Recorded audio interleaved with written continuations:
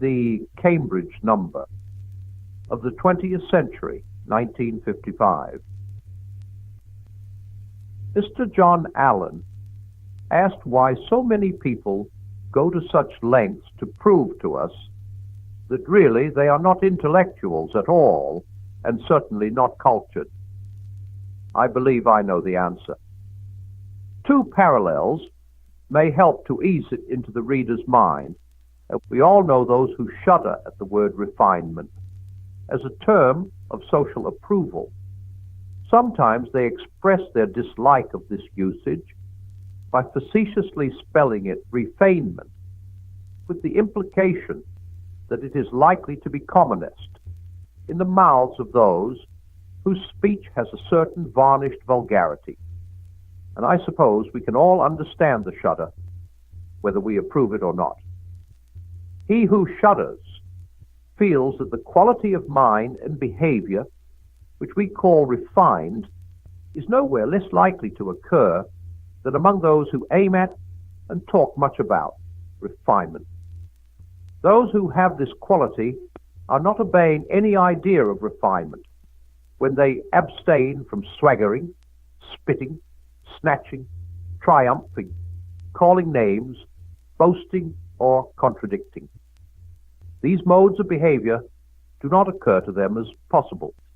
If they did, that training and sensibility which constitute refinement would reject them as disagreeables without reference to any ideal of conduct, just as we reject a bad egg without reference to its possible effect on our stomachs. Refinement, in fact, is a name given to certain behavior from without. From within, it does not appear as refinement. Indeed, it does not become an object of consciousness at all. Where it is most named, it is most absent. I produce my next parallel with many different kinds of reluctance, but I think it too illuminating to be omitted. The word religion is extremely rare in the New Testament or the writings of mystics. The reason is simple. Those attitudes and practices to which we give the collective name of religion are themselves concerned with religion hardly at all. To be religious is to have one's attention fixed on God and on one's neighbor in relation to God. Therefore, almost by definition, a religious man or a man, when he is being religious, is not thinking about religion. He hasn't the time.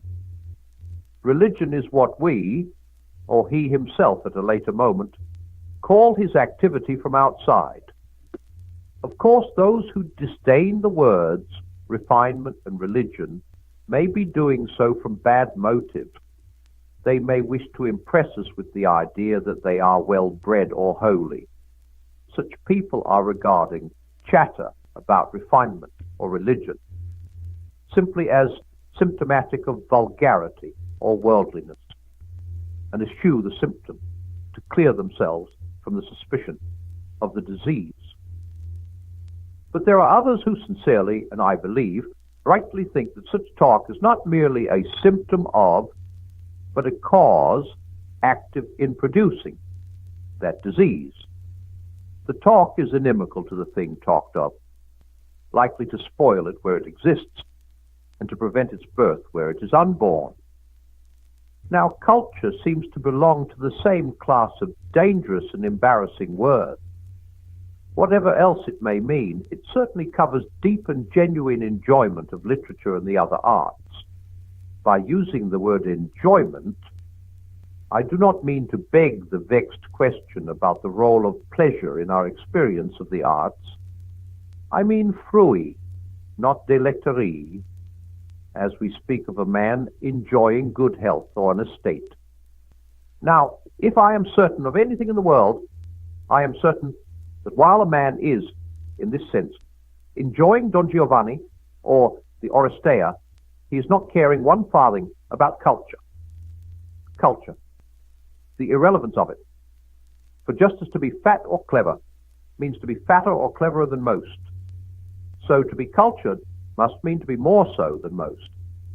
And thus, the very word carries the mind at once to comparisons and groupings and life in society.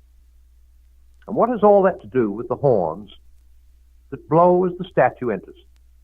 Or Clytemnestra crying, "Now you have named me aright."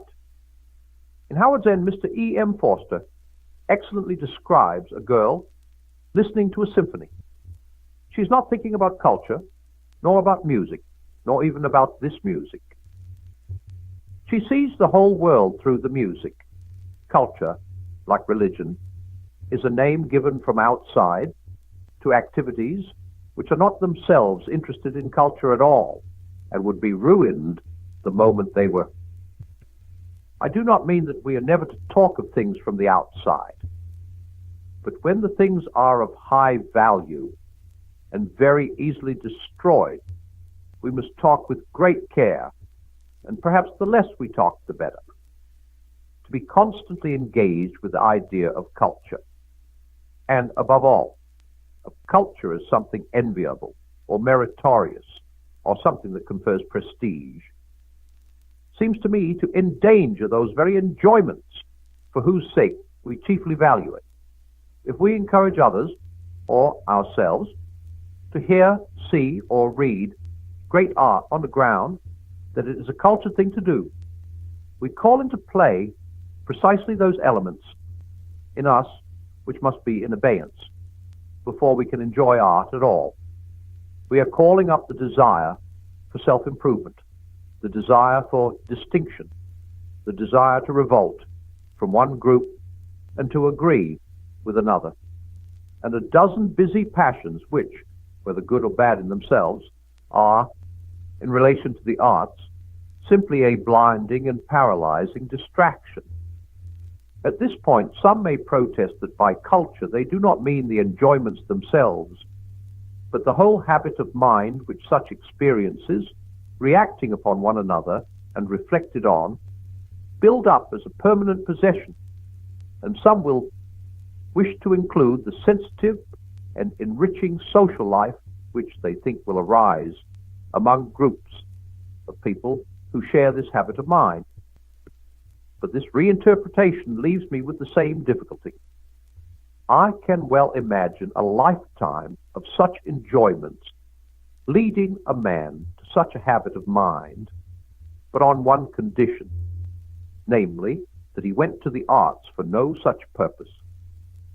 Those who read poetry to improve their minds will never improve their minds by reading poetry, for the true enjoyments must be spontaneous and compulsive, and look to no remoter end. The muses will submit to no marriage of convenience. The desirable habit of mind, if it is to come at all, must come as a byproduct, unsought. The idea of making it one's aim suggests that shattering confidence which Goethe made to Eckermann. In all my youthful amours, the object I had in view was my own ennoblement. To this, I presume, most of us would reply that even if we believe a love affair can ennoble a young man, we feel sure that a love affair undertaken for that purpose would fail of its object, because, of course, it wouldn't be a love affair at all. So much for the individual. But the claims made for the cultured group raise an embarrassing question.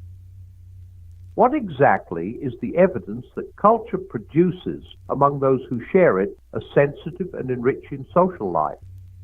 If by sensitive we mean sensitive to real or imagined affronts, a case could be made out. Horace noted long ago that bards are a touchy lot. The lives and writings of the Renaissance humanists and the correspondents in the most esteemed literary periodicals of our own century will show that critics and scholars are the same.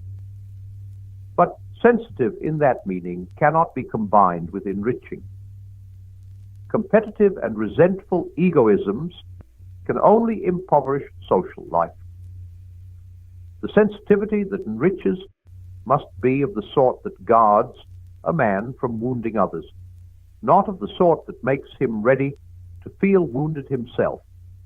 Between this sensitivity and culture, my own experience does not suggest any causal connection. I have often found it among the uncultured. Among the cultured, I have sometimes found it and sometimes not. Let us be honest. I claim to be one of the cultured myself and have no wish to foul my own nest.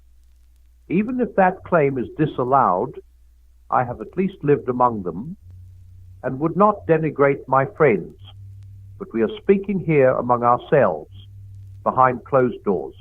Frankness is best. The real traitor to our order is not the man who speaks within that order of its faults, but the man who flatters our corporate self-complacency. I gladly admit that we number among us men and women whose modesty, courtesy, fair-mindedness, patience in disputation, and readiness to see an antagonist's point of view are wholly admirable. I am fortunate to have known them, but we must also admit that we show as high a percentage as any group whatever of bullies, paranoiacs, and poltroons, of backbiters, exhibitionists, mopes, milksops, and world-without-end bores. The ludicrousness that turns every argument into a quarrel is really no rarer among us than among the subliterate.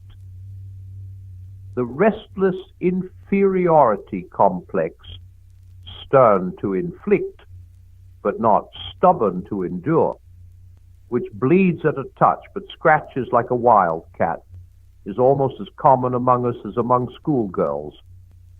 If you doubt this, try an experiment.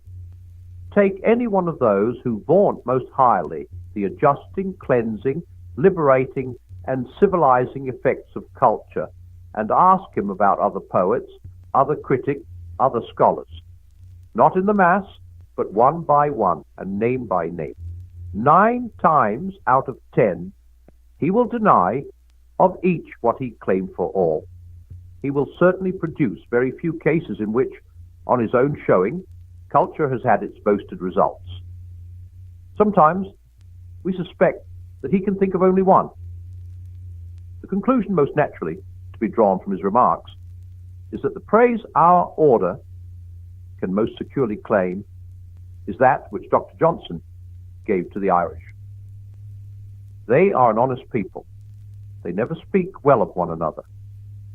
It is then, at best, extremely doubtful whether culture produces any of those qualities which will enable people to associate with one another graciously, loyally, understandingly, and with permanent delight. When Ovid said that it softened our manners, he was flattering a barbarian king. But even if culture did all these things, we could not embrace it for their sake.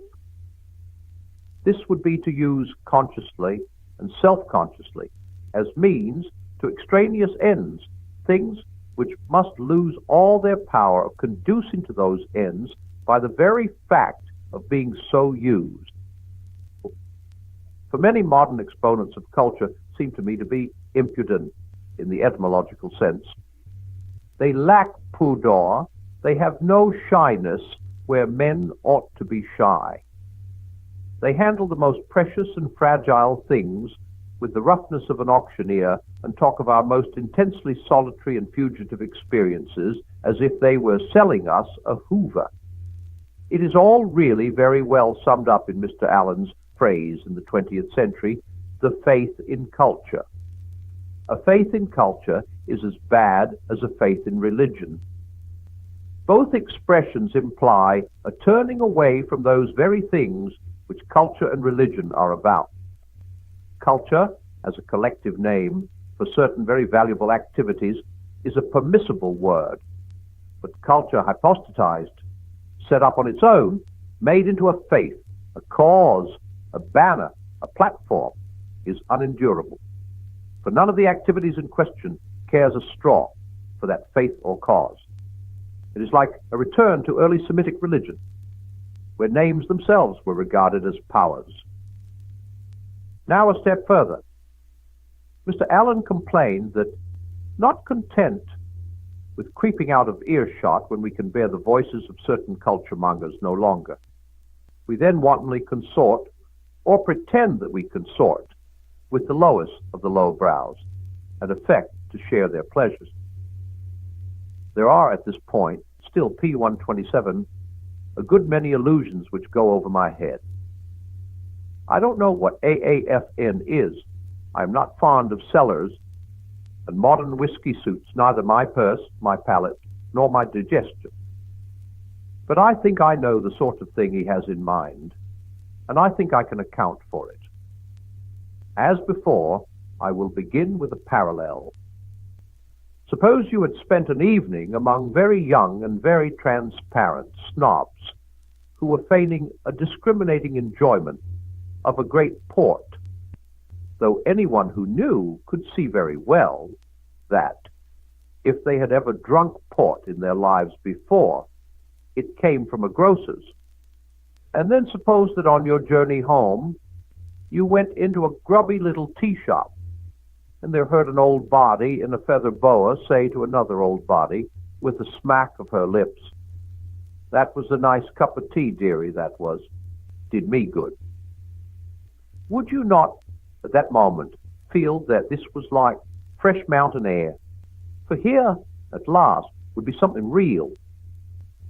Here would be a mind really concerned about that in which it expressed concern. Here would be pleasure. Here would be undebauched experience, spontaneous and compulsive, from the fountainhead. A live dog is better than a dead lion.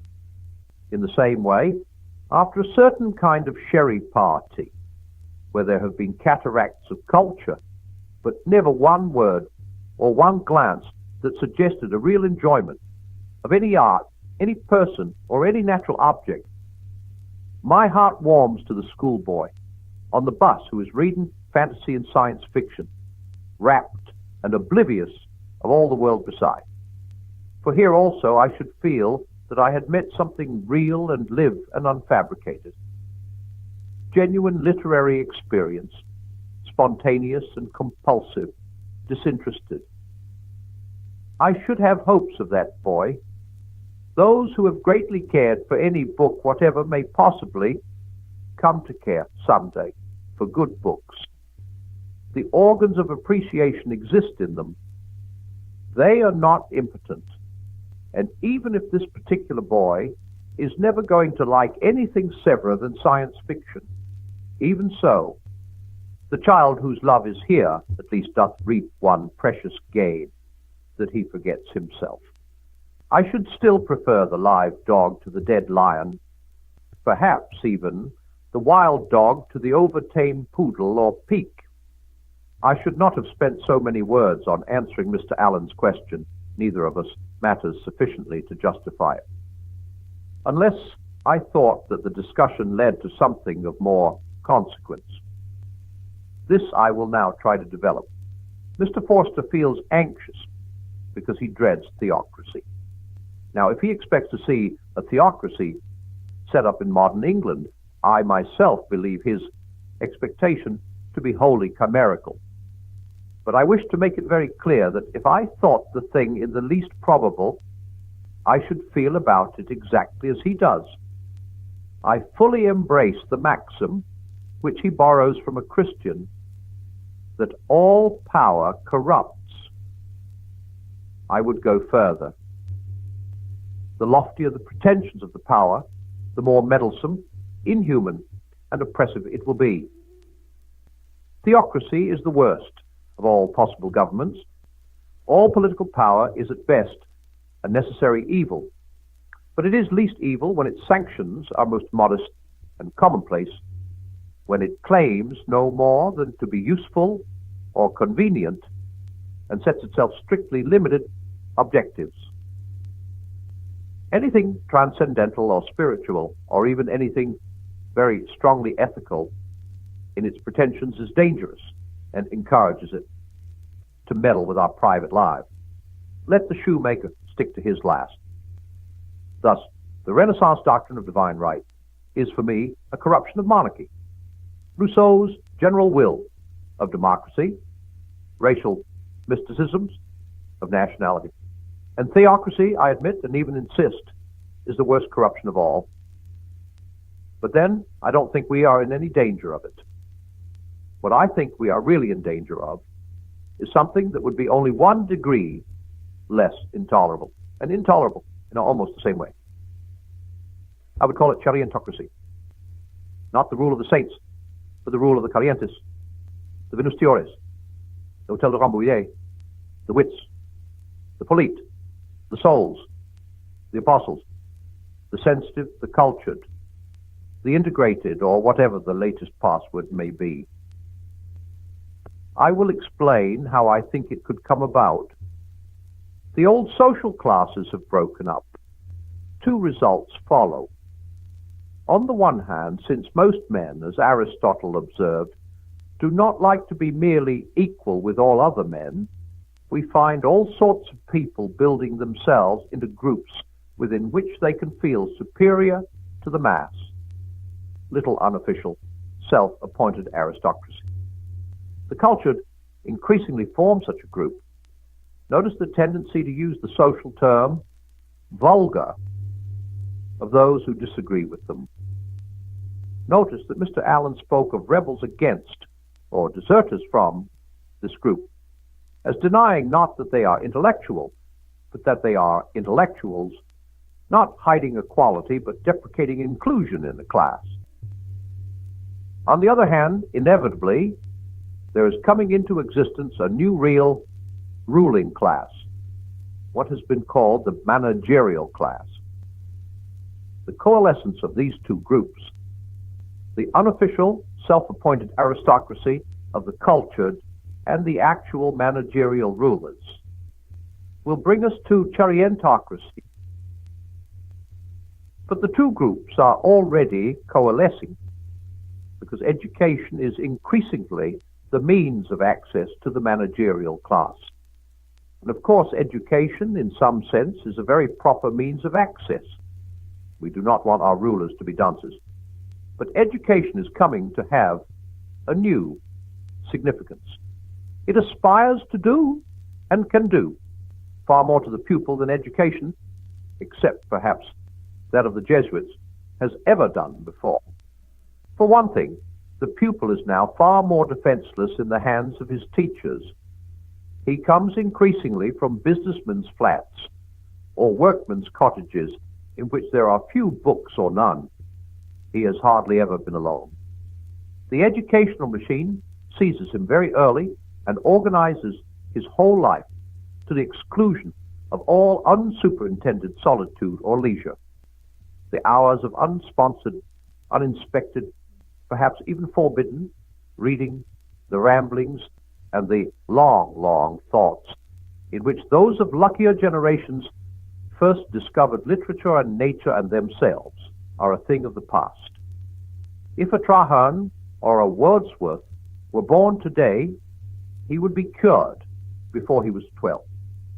In short, the modern pupil is the ideal patient for those masters who, not content with teaching a subject, would create a character. Helpless plasticity. Or if by chance, for nature will be nature, he should have any powers of resistance, they know how to deal with him. I am coming to that point in a moment. Secondly, the nature of the teaching has changed. In a sense, it has changed for the better. That is, it demands far more of the master, and in recompense makes his work more interesting. It has become far more intimate and penetrating, more inward. Not content with making sure that the pupil has read and remembered the text, it aspires to teach him appreciation. It seems harsh to quarrel with what at first sounds so reasonable an aim. Yet there is a danger in it. Everyone now laughs at the old test paper with its context questions and the like, and people ask, what good can that sort of thing do a boy? But surely to demand that the test paper should do the boy good is like demanding that a thermometer should heat a room. It was the reading of the text which was supposed to do the boy good. You set the paper to find out if he had read it. And just because the paper did not force the boy to produce or to feign appreciation, it left him free to develop in private, spontaneously, as an out-of-school activity which would never earn any marks, such appreciation as he could. That was a private affair between himself and Virgil, or himself and Shakespeare. 9 times out of 10, probably, nothing happened at all. But whenever appreciation did occur, and quite certainly it sometimes did, it was genuine, suited to the boy's age and character, no exotic but the healthy growth of its native soil and weather. But when we substitute exercises in practical criticism for the old dry papers, a new situation arises. The boy will not get good marks, which means in the long run that he will not get into the managerial class unless he produces the kind of responses and the kind of analytic method which commend themselves to his teacher. This means at best that he is trained to the precocious anticipation of responses and of a method inappropriate to his years. At worst, it means that he is trained in the not very difficult art of simulating the orthodox responses. For nearly all boys are good mimics. Depend upon it. Before you have been teaching for a term, everyone in the form knows pretty well the sort of stuff that goes down with prickly Popeye. In the crude old days, they knew that what went down, and the only thing that went down, was correct answers to factual questions, and there were only 2 ways of producing those, working or cheating. The thing would not be so bad if the responses which the pupils had to make were even those of the individual master. But we have already passed that stage.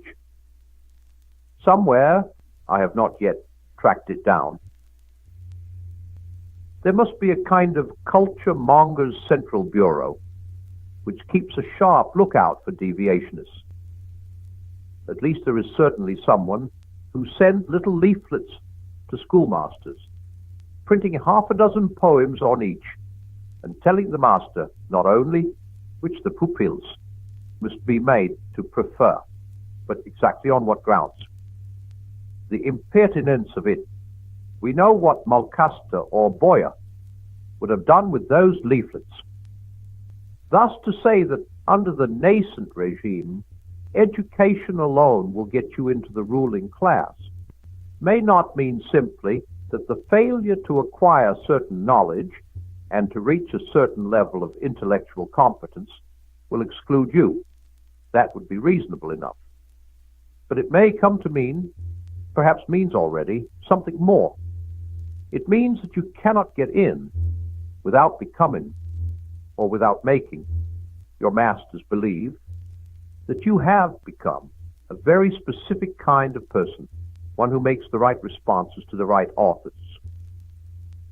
In fact, you can get in only by becoming, in the modern sense of the word, cultured. This situation must be distinguished from one that has often occurred before. Nearly all ruling classes, sooner or later, in some degree or other, have taken up culture and patronized the arts. But when that happens, the culture is the result of their position, one of the luxuries or privileges of their order. The situation we are now facing will be almost the opposite. Entry into the ruling class will be the reward of culture. Thus we reach chariontocracy. Not only is the thing likely to happen, it is already planned and avowed. Mr. J.W. Saunders has set it all out in an excellent article entitled Poetry in the Managerial Age, Essays and Criticism, Ivo, 3 July 1954. He there faces the fact that modern poets are read almost exclusively by one another. He looks about for a remedy. Naturally, he does not suggest that the poets should do anything about it, for it is taken as basic by all the culture of our age that whenever artists and audience lose touch, the fault must be wholly on the side of the audience. I have never come across the great work in which this important doctrine is proved. The remedy which occurs to Mr. Saunders is that we should provide our poets with a conscript audience, a privilege last enjoyed, I believe, by Nero, and he tells us how this can be done. We get our coordinators through education. Success in examinations is the road into the ruling class. All that we need do, therefore, is to make not just poetry, but the intellectual discipline which the critical reading of poetry can foster, the backbone of our educational system. In other words, practical criticism, or something of the sort, exercised, no doubt, chiefly on modern poets, is to be the indispensable subject. Failure in which excludes you from the managerial class. And so our poets get their conscript readers. Every boy or girl who is born is presented with the choice.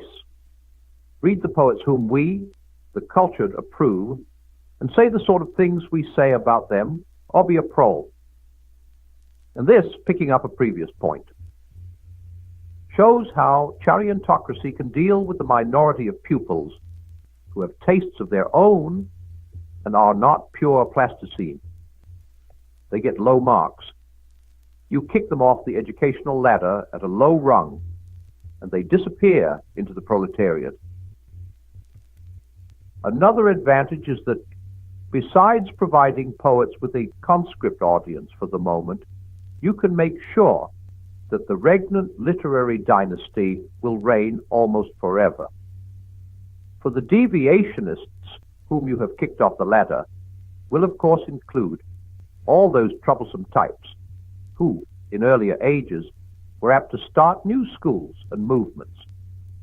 If there had been a sound chariontocracy in their day, the young Chaucer, the young Donne, the young Wordsworth and Coleridge could have been dealt with, and thus literary history, as we have known it in the past, may come to an end. Literary man, so long a wild animal, will have become a tame one. Having explained why I think a chariontocracy probable, I must conclude by explaining why I think it undesirable. Culture is a bad qualification for a ruling class because it does not qualify men to rule. The things we really need in our rulers, mercy, financial integrity, practical intelligence, hard work, and the like, are no more likely to be found in cultured persons than in anyone else. Culture is a bad qualification in the same way as sanctity. Both are hard to diagnose and easy to feign. Of course, not every chariontocrat will be a cultural hypocrite, nor every theocrat a tough. But both systems encourage hypocrisy and make the disinterested pursuit of the quality they profess to value more difficult. But hypocrisy is not the only evil they encourage. There are, as in piety, so in culture, states which, if less culpable, are no less disastrous. In the one we have the goody-goody, the docile youth who has neither revolted against nor risen above the routine pietisms and respectabilities of his home. His conformity has won the approval of his parents, his influential neighbors, and his own conscience. He does not know that he has missed anything and is content. In the other, we have the adaptable youth, to whom poetry has always been something set for evaluation. Success in this exercise has given him pleasure and let him into the ruling class. He does not know what he has missed, does not know that poetry ever had any other purpose, and is content. Both types are much to be pitied, but both can sometimes be very nasty. Both may exhibit spiritual pride, but each in its proper form, since the one has succeeded by acquiescence and repression, but the other by repeated victory in competitive performances. To the pride of the one, sly, simpering, and demure, we might apply Mr. Allen's word smug, especially if we let in a little of its older sense. My epithet for the other would, I think, be swaggering. It tends, in my experience, to be raw, truculent, eager to give pain, insatiable in its demands for submission, resentful and suspicious of disagreement. Where the goody-goody slinks and sidles and purrs, and sometimes scratches, like a cat, his opposite number in the ranks of the cultured gobbles, like an enraged turkey. And perhaps both types are less curable than the hypocrite proper. A hypocrite might conceivably repent and mend, or he might be unmasked and rendered innocuous. But who could bring to repentance, and who can unmask those who were attempting no deception, who don't know that they are not the real thing, because they don't know that there ever was a real thing? Lastly, I reached the point where my objections to theocracy and to chariotocracy are almost identical. Lilies that fester smell far worse than weeds. The higher the pretensions of our rulers are, the more meddlesome and impertinent their rule is likely to be, and the more the thing in whose name they rule will be defiled. The highest things have the most precarious foothold in our nature. By making sanctity or culture a moyen de parvenir, you help to drive them out of the world. Let our masters leave these two, at least, alone. Leave us some region where the spontaneous, the unmarketable, the utterly private can still exist. As far as I am concerned, Mr. Allen fell short of the mark when he spoke of a retreat from the faith in culture. I don't want retreat. I want attack, or, if you prefer the word, rebellion. I write in the hope of rousing others to rebel. So far as I can see, the question has nothing to do with the difference between Christians and those who, unfortunately, since the word has long borne a useful and wholly different meaning, have been called humanists. I hope that red herring will not be brought in. I would gladly believe that many atheists and agnostics care for the things I care for. It is for them I have written.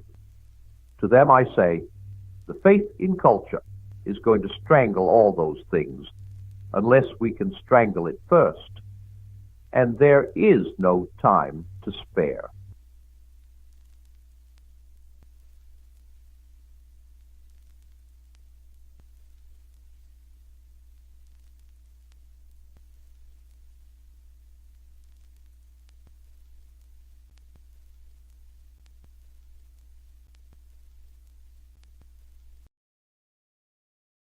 My dear Wormwood, now that it is certain the German humans will bombard your patient's town, and that his duties will keep him in the thick of the danger, we must consider our policy. Are we to aim at cowardice, or at courage, with consequent pride, or at hatred of the Germans? Well, I'm afraid it is no good trying to make him brave. Our research department has not yet discovered, though success is hourly expected, how to produce any virtue. This is a serious handicap. To be greatly and effectively wicked, a man needs some virtue. What would Attila have been without his courage, or Shylock without self-denial as regards the flesh? But as we cannot supply these qualities ourselves, we can only use them as supplied by the enemy, and this means leaving him a kind of foothold in those men whom otherwise we have made most securely our own. A very unsatisfactory arrangement, but I trust we shall one day learn to do better. Hatred we can manage. The tension of human nerves during noise, danger, and fatigue makes them prone to any violent emotion, and it is only a question of guiding this susceptibility into the right channel. If conscience resists, muddle him. Let him say that he feels hatred not on his own behalf, but on that of the women and children, and that a Christian is told to forgive his own, not other people's enemies.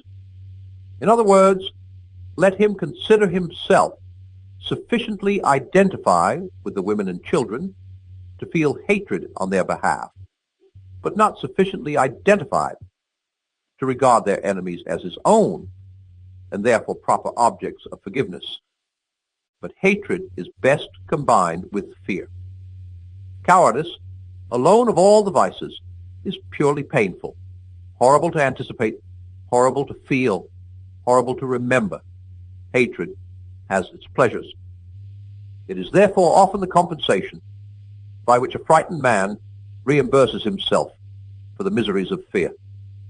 The more he fears, the more he will hate.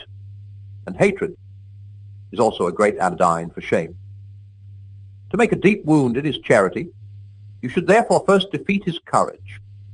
Now this is a ticklish business. We have made men proud of most vices, but not of cowardice. Whenever we have almost succeeded in doing so, the enemy permits a war or an earthquake or some other calamity, and at once courage becomes so obviously lovely and important, even in human eyes, that all our work is undone, and there is still at least one vice of which they feel genuine shame.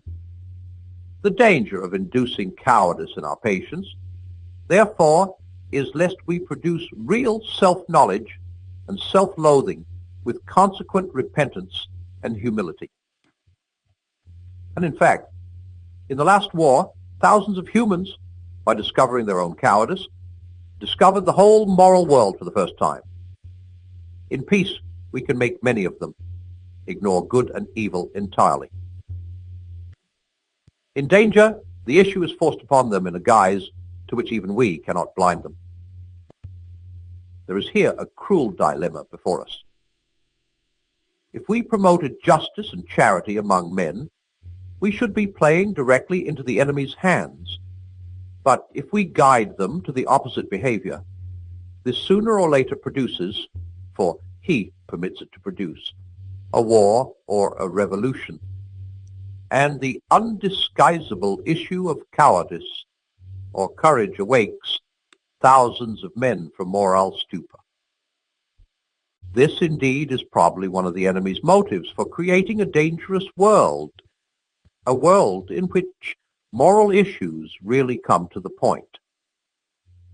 He sees as well as you do that courage is not simply one of the virtues, but the form of every virtue at a testing point, which means at the point of highest reality. A chastity, or honesty, or mercy, which yields to danger, will be chaste, or honest, or merciful, only on conditions. Pilate was merciful till it became risky. It is therefore possible to lose as much as we gain by making your man a coward. He may learn too much about himself. There is, of course, always the chance, not of chloroforming the shame, but of aggravating it and producing despair. This would be a great triumph. It would show that he had believed in and accepted the enemy's forgiveness of his other sins only because he himself did not fully feel their sinfulness, that in respect of the one vice which he really understands, in its full depth of dishonor, he cannot seek nor credit the mercy.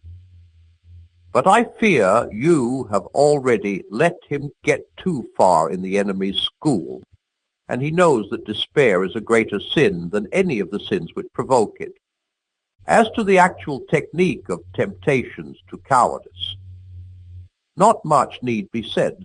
The main point is that precautions have a tendency to increase fear. The precautions publicly enjoined on your patient, however, soon become a matter of routine, and this effect disappears. What you must do is to keep running in his mind, side by side with the conscious intention of doing his duty, the vague idea of all sorts of things he can do or not do inside the framework of the duty, which seemed to make him a little suffer. Get his mind off the simple rule, I've got to stay here and do so and so, into a series of imaginary lifelines. If happened, though I very much hope it won't, I could do B, and if the worst came to the worst, I could always do C. Superstitions, if not recognized as such, can be awakened. The point is to keep him feeling that he has something other than the enemy and courage the enemy supplies to fall back on, so that what was intended to be a total commitment to duty becomes honeycombed all through with little unconscious reservation. By building up a series of imaginary expedients to prevent the worst coming to the worst, you may produce, at that level of his will which he's not aware of, a determination that the worst shall not come to the worst. Then, at the moment of real terror, rush it out into his nerves and muscles, and you may get the fatal act done before he knows what you're about. For remember, the act of cowardice is all that matters. The emotion of fear is, in itself, no sin, and though we enjoy it, does us no good. Your affectionate uncle. My dear Wormwood, I sometimes wonder whether you think you have been sent into the world for your own amusement. I gather, not from your miserably inadequate report, but from that of the infernal police, that the patient's behavior during the first raid has been the worst possible. He has been very frightened and thinks himself a great coward and therefore feels no pride. But he has done everything his duty demanded and perhaps a bit more. Against this disaster, all you can produce on the credit side is a burst of ill temper with a dog that tripped him up, some excessive cigarette smoking, and the forgetting of a prayer. What is the use of whining to me about your difficulties? If you are proceeding on the enemy's idea of justice and suggesting that your opportunities and intentions should be taken into account, then I am not sure that a charge of heresy does not lie against you. At any rate, you will soon find that the justice of hell is purely realistic and concerned only with results. Bring us back food, or be food yourself. The only constructive passage in your letter is where you say that you still expect good results from the patient's fatigue. That is well enough, but it won't fall into your hands. Fatigue can produce extreme gentleness and quiet of mind, and even something like vision. If you have often seen men led by it into anger, malice, and impatience, that is because those men have had efficient tempters. The paradoxical thing is that moderate fatigue is a better soil for peevishness than absolute exhaustion. This depends partly on physical causes, but partly on something else. It is not fatigue simply as such that produces the anger, but unexpected demands on a man already tired. Whatever men expect, they soon come to think they have a right to. The sense of disappointment can, with very little skill on our part, be turned into a sense of injury. It is after men have given in to the irremediable, after they have despaired of relief and ceased to think even a half hour ahead, that the dangers of humbled and gentle weariness begin to produce the best results.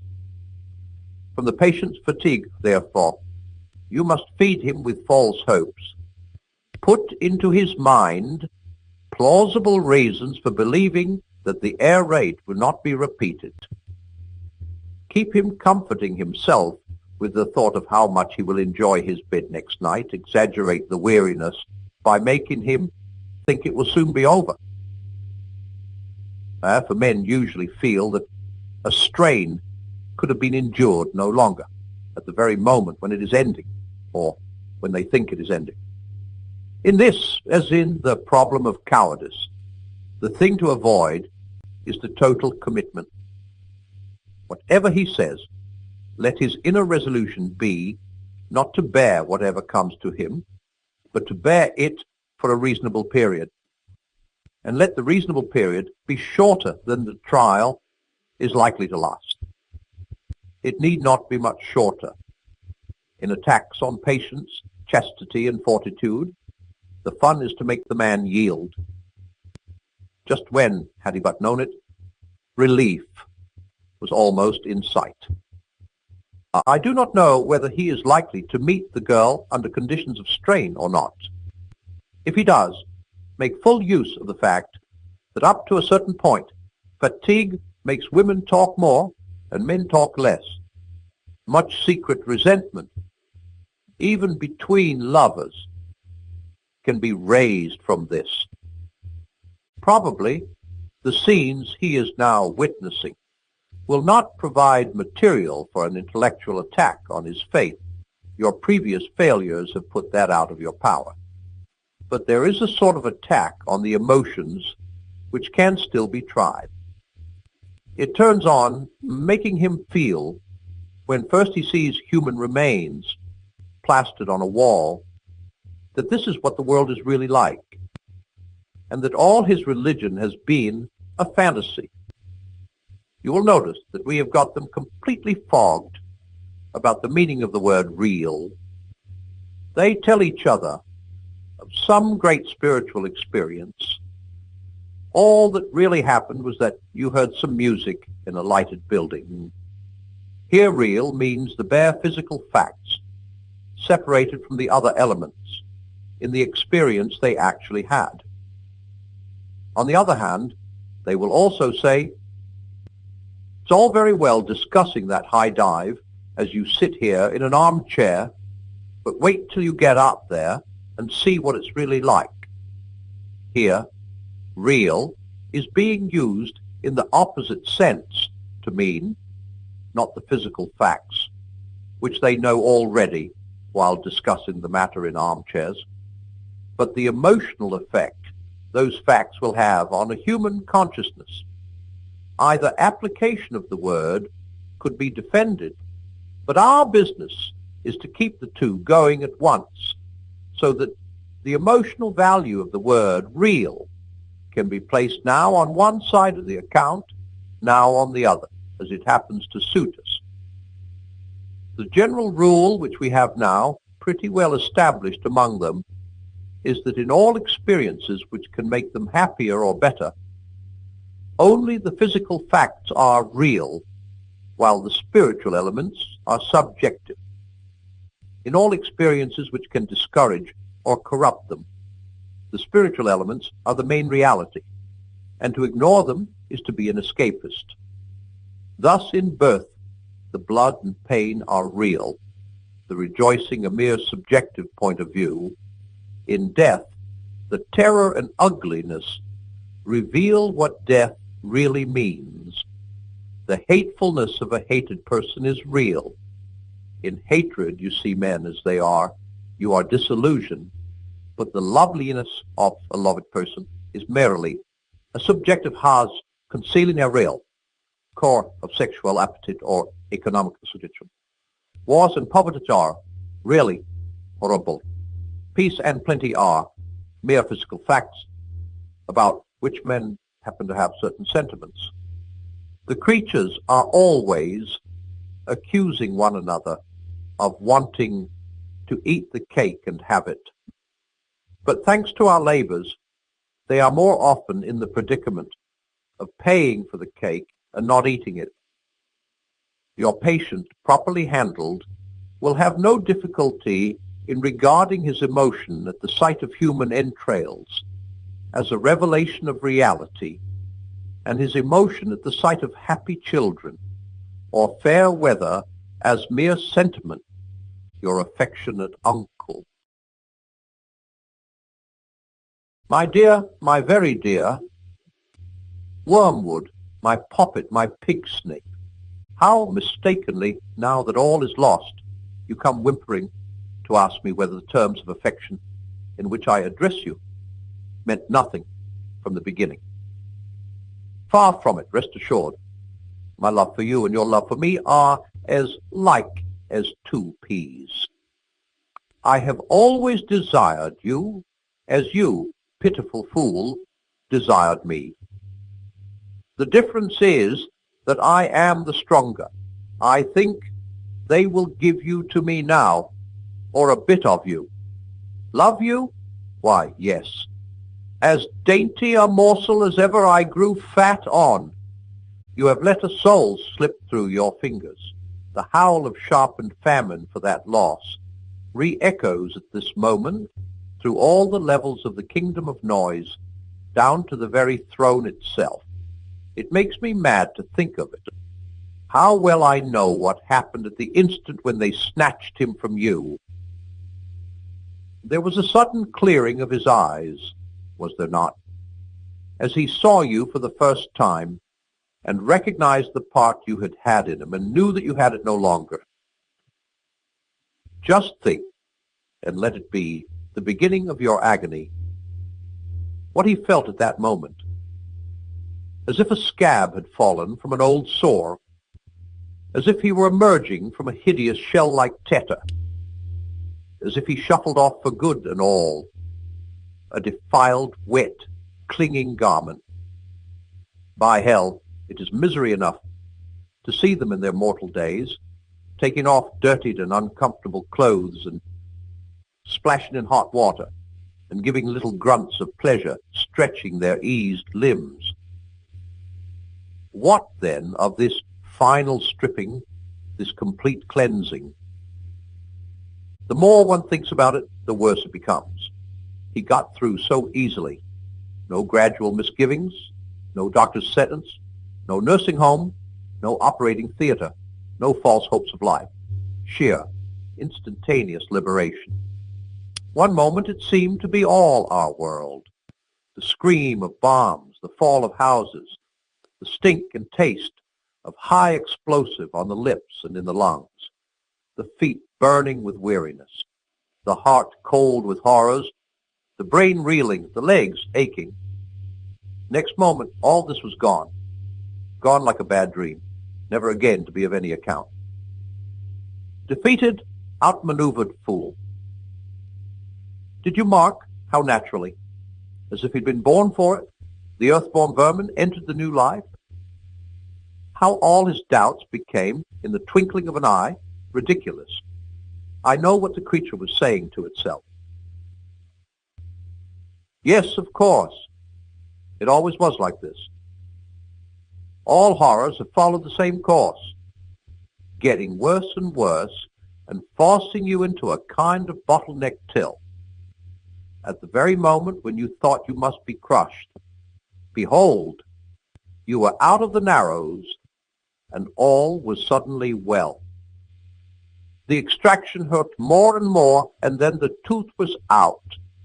The dream became a nightmare, and then you woke. You die, and then you are beyond death. How could I ever have doubted it? As he saw you, he also saw them. I know how it was. You reeled back dizzy and blinded, more hurt by them than he had ever been by bombs. The degradation of it, that this thing of earth and slime could stand upright and converse with spirits before whom you, a spirit, could only cower. Perhaps you had hoped that the awe and strangeness of it would dash his joy. But that is the cursed thing. The gods are strange to mortal eyes, and yet they are not strange. He had no faintest conception till that very hour of how they would look and even doubted their existence. But when he saw them, he knew that he had always known them, and realized what part each one of them had played at many an hour in his life when he had supposed himself alone, so that now he could say to them one by one, not "Who are you?" but "So it was you all the time." All that they were and said at this meeting woke memories. The dim consciousness of friends about him, which had haunted his solitudes from infancy, was now at last explained. That central music in every pure experience, which had always just evaded memory, was now at last recovered. Recognition made him free of their company almost before the limbs of his corpse became quiet. Only you were left outside. He saw not only them, he saw him. This animal, this thing begotten in a bed, could look on him. What is blinding, suffocating fire to you is now cool light to him, is clarity itself, and wears the form of a man. You would like, if you could, to interpret the patient's prostration in the presence